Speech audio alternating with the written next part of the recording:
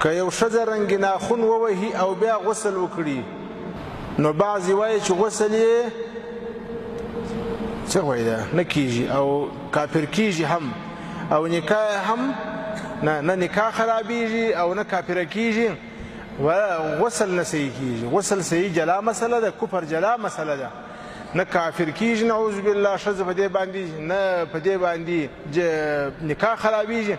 البته چې رنګ ناخون وکړي تر رنګ ناخون وروسته که غسل او اودس کوي او رنګ یې پر نوکانو باندې وي اودس نه صحیح کیږي، غسل نه صحیح کیږي ځکه تر دې لاندې اوبه نه ځي.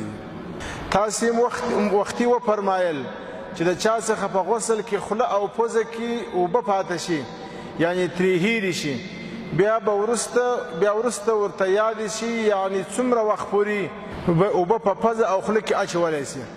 څومره وخت فرق نه لري، نیم ساعت، یو ساعت، 8 ساعته، تر څو چې په دې باندې غسل نه یې کړی که لمونځ نه یې کړی که تر لمانځه مخکې در یاد سوله خوله و پزه پرېمځه غسل دې صحیح دی، مشکل نه لري.